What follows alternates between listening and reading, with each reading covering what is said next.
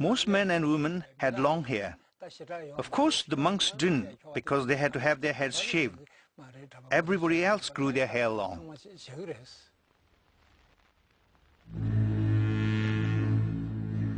This massive civil and monastic bureaucracy within Lhasa was about to be led spiritually, if not politically, by the 5-year-old Dalai Lama. Before his official enthronement, he stayed at the summer palace, the Norbalinka. At first, his family were also allowed to stay there too, before he began his new life. Of course, at that time, my mother and the father and my other brother remain or stay with me. Then mother and the father,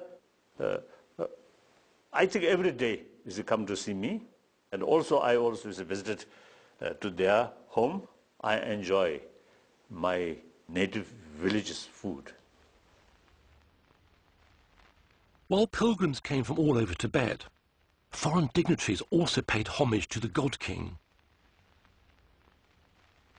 The British political officer in nearby Sikkim brought a movie camera with him and managed to get this first ever moving picture of the Dalai Lama. Sir Basil Gould, seen here with a white prayer scarf around his neck, also brought an expensive foreign toy car for the little boy. But already his status set him apart from other children, and only his older brother, Lobsang, was allowed to test drive it. Oh, this is my brother, elder brother. So the people felt if I handle maybe too risk, so my elder brother, let him, you see, play. Sometimes I feel a little jealousy.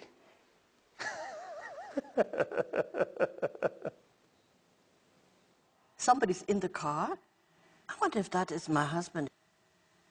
It's him. Namgyal married the Dalai Lama's older brother, Lobsang, in 1962. There's Lobsang on the horse now. I see him. Lobsang's so serious. I can't believe it. He looks so serious in there. He's not a serious person, but in there he looks so serious. Now that is a very nice picture, yes, of Lobsang's father with his mother going in front of him. One wonderful thing about my mother-in-law, which I really admire, is she loved wearing her own simple jewelry and the dresses. She was a wonderful person, very simple, and from a small village, but she was sort of always so kind to everybody. If somebody, a beggar, came to the home and asked for something, she'll ask the cook to please feed the person, whoever it was. And she was really kind to everybody. Wonderful person.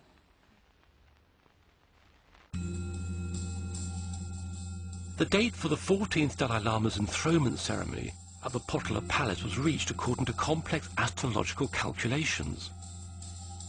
The distance between the Norbalinka Palace and the Potala is only a few miles. The Dalai Lama will be accompanied on this short journey by the whole of his monastic and civil retinue. The 13-story Potala was originally built in the 7th century. It's a quarter of a mile long with over 1,000 rooms. It was the winter residence of the Dalai Lama, a center for religious worship and training, as well as housing Tibet's government and huge civil service. Tenzin Gyatso was enthroned as the 14th Dalai Lama on the 22nd of February, 1940. A life of austerity and strict scholarly pursuit began for the 5-year-old and his brother Lobsang. Well, I think for him, being a normal child and then suddenly becoming a monk and then coming up to Lhasa with His Holiness and leaving the parents and then suddenly going into this huge Potala palace and living there amidst the older monks who can be quite strict. And he used to often tell me it wasn't that pleasant there. The elder brother stay with me. We always play.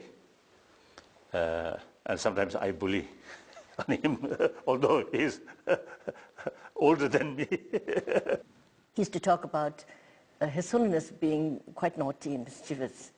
And then when he was naughty, his tutors used to frightened Lobsang.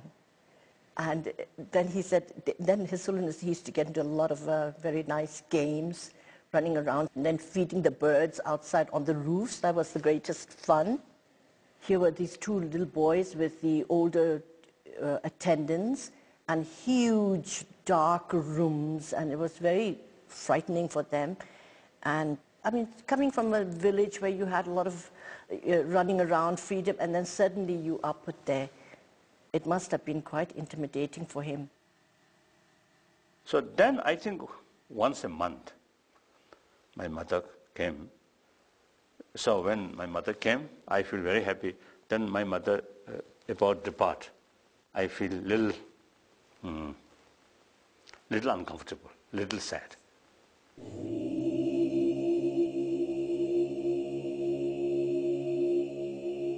While the young boy studied, a monk regent took the role of Tibet's temporal leader until the Dalai Lama reached the age of majority.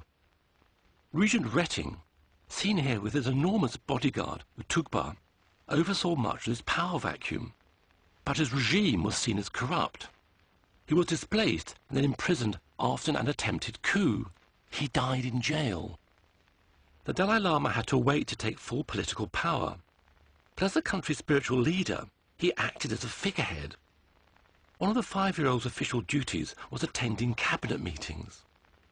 His strict routine only varied for the important festivals. The festival of the votive offering took place in the eastern courtyard of the Potala Palace. It was a deeply significant solemn occasion in which all the sins and bad events from the previous year were purged, clearing the way for the next. The yellow-hatted monks of Dalai Lama's own Namgyal monastery join the government and civil officials as they prostrate themselves in front of His Holiness. Watching from the top floor is the Dalai Lama.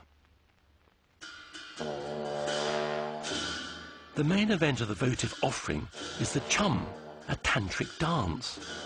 Accompanied by drummers and trumpets, dancers emerge into the courtyard. They have spent many hours in meditation, envisioning themselves as a deity they're about to perform. Uza Naring Tashi was one of these dancers and later taught chum dancing. Now here are the chum dancers making their entrance. I have performed this dance myself.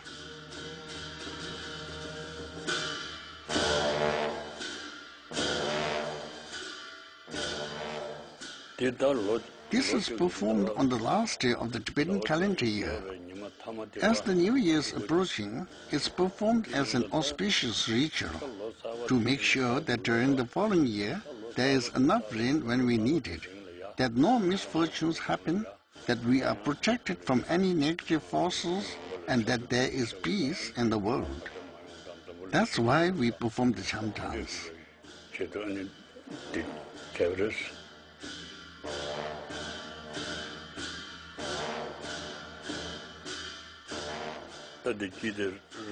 This one with the horns in the middle is the principal character of the chum dance, the Thamjin Chögyal.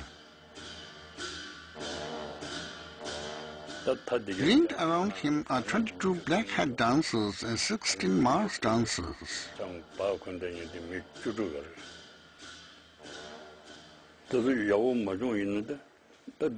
Teaching the stag dance is very difficult, especially as they start as young boys. I found it very hard myself. Although he looked like an adult, he's actually a boy. He would probably be about 12, 13, or maybe even 14. I remember being very anxious and scared during the performance in case we made a mistake, because if you got anything wrong, discipline was very strict. Even if you made a tiny mistake, you'd be punished. Only young boys are agile enough to perform this. Your chum teachers train you. Because the training involves a lot of kneeling, you'd get lots of cuts and bruises on your knees, and you'd get beatings too. Only through such strict training can you achieve perfection.